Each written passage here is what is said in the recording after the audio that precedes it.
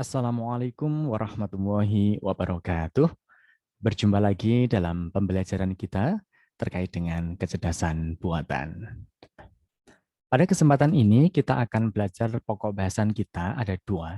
Yang pertama yaitu tentang fungsi keanggotaan dari logika fuzzy, dan yang kedua adalah nilai atau derajat keanggotaan dari logika fuzzy tersebut. Nah, kita akan fokus dua ini saja. Bentuk fungsi keanggotaannya seperti apa, dan yang kedua nilai keanggotaannya berapa.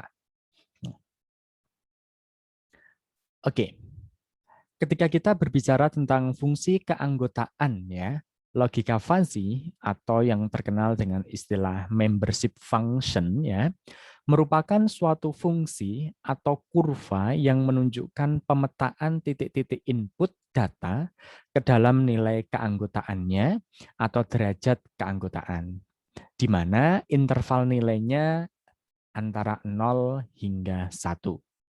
Jadi, logika fuzzy ini nanti nilai derajatnya antara 0 sampai 1 saja. Jadi, ketika teman-teman nanti menghitung nilainya kok lebih dari 1 atau kurang dari 0, berarti kemungkinan ada step atau langkah yang belum sesuai. Nah, beberapa fungsi keanggotaan yang digunakan dalam menentukan nilai atau derajat keanggotaan, ya, di mana notasi dari derajat keanggotaan itu dinotasikan dengan μx. Nah, μx ini merupakan derajat keanggotaan. Fungsi keanggotaannya nanti bisa direpresentasikan yang pertama dengan linear naik, berarti nanti kurvanya berbentuk naik gitu ya. Kemudian ada linear turun, kemudian ada segitiga, ada trapesium, dan ada bentuk sigmoid, kemudian ada bentuk P, dan masih banyak bentuk yang lainnya. Nah, ada bentuk S, dan masih ada yang lainnya. Akan tetapi, apakah semua nanti akan kita gunakan? Pastinya hanya beberapa saja yang akan kita gunakan. Apakah itu hanya naik saja, atau turun saja, atau bahkan kombinasi antara naik, turun, kemudian segitiga, dan yang lainnya. Artinya kita bisa mengkombinasikan fungsi keanggotaannya berdasarkan dari pendefinisian himpunan awal yang kita definisikan di awal dari kasus ketika kita akan menyelesaikan masalah dengan logika fuzzy.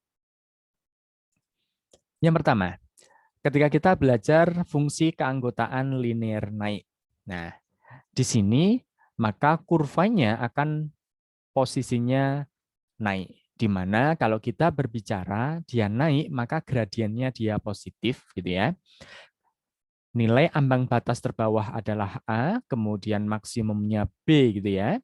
Kemudian nilai paling kecil adalah 0 dan yang paling besar adalah 1. Dan derajat keanggotaannya rentangnya dari 0 hingga ke 1. Dengan demikian ya, ketika kita memiliki mu x ya, dengan batas bawahnya A, kemudian batas atasnya B, gitu ya, maka nilai derajat keanggotaannya akan bernilai 0, otomatis akan bernilai 0 jika X-nya itu kurang dari sama dengan A. Kalau misalkan kita memiliki A-nya adalah 20, gitu ya, maka kalau ditanya, mu dari 8 pasti nilainya 0, karena kurang dari sama dengan 20. Nah, begitu juga akan bernilai X dikurangi A dibagi B dikurangi A kalau X-nya itu rentang dari A hingga ke B. Begitu juga akan bernilai 1 gitu ya, ketika X-nya lebih besar sama dengan B.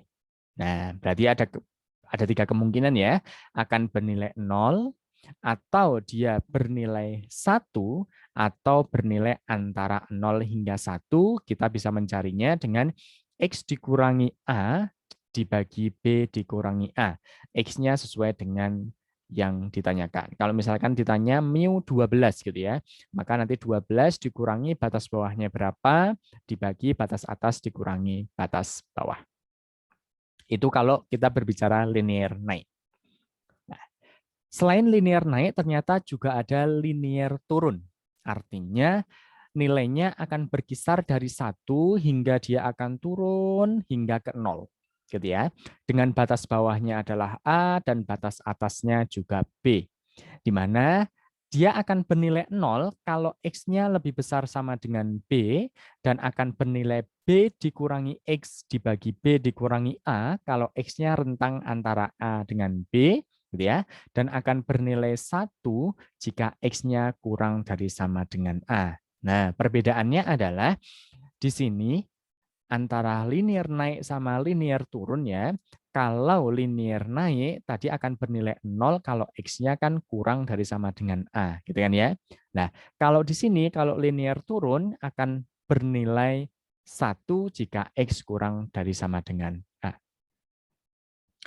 Selain linear naik sama turun, ternyata juga ada fungsi keanggotaan segitiga, gitu ya.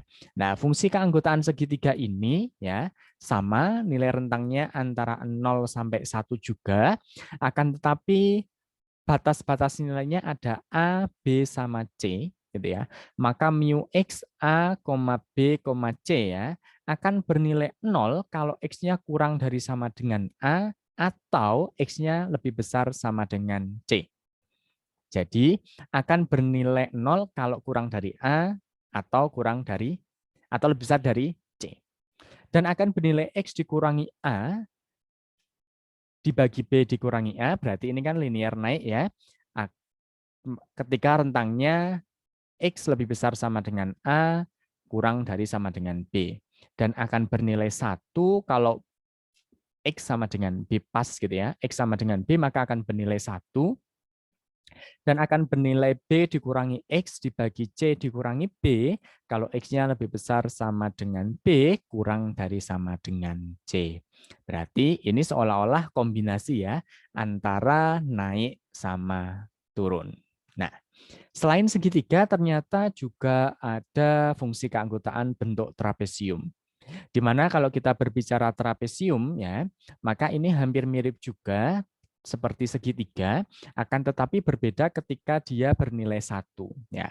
Akan bernilai 0 kalau X-nya kurang dari sama dengan A atau X-nya lebih besar sama dengan D, gitu ya. Karena di sini ada 4 titik batas A, B, C, D, dan akan bernilai X dikurangi A dibagi B dikurangi A kalau X-nya rentang antara A sama B, dan akan bernilai 1 kalau X-nya rentang dari B sama C, dan akan bernilai D dikurangi X dibagi D dikurangi C kalau X-nya rentang dari C ke D. Berarti di sini ada naik juga, ada turun juga, ya, dan ada kondisi di mana dia normal, artinya normal B sampai C akan bernilai 1.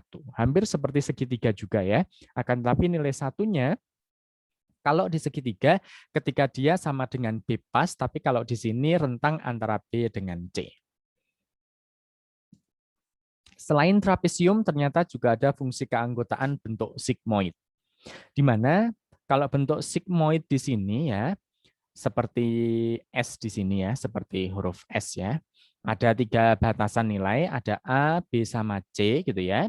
Di mana akan bernilai 0 kalau kurang sama dengan A, dan akan bernilai 1 jika lebih besar sama dengan C gitu ya. Dan akan bernilai ya 2 dikalikan X dikurangi A dibagi C dikurangi A gitu ya.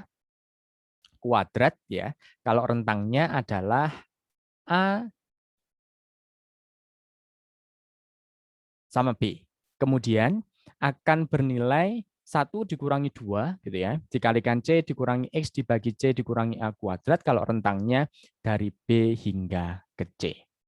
Nah, jadi keanggotaan ini adalah keanggotaan sigmoid. Rentangnya tetap sama nilainya, antara 0 hingga ke 1. Tidak ada yang lebih dari 1 ataupun kurang dari 0. Selain sigmoid ternyata juga ada pi ya. Pi ini ya ada titiknya 3 juga ya. Ada titik A, B sama C ya, di mana A, B, C ini bisa kita lihat ya bahwa kita menggunakan kaidahnya adalah pakai posisi C. C ini merupakan nilai tengah-tengahnya gitu ya. Di mana C ini menjadi titik tengah gitu ya. Maka dia akan bernilai C dikurangi B gitu ya. C dikurangi B, C dikurangi B dibagi 2, C gitu ya. Sigmoid ketika X-nya kurang dari sama dengan C, dan satunya ketika dia lebih besar dari C.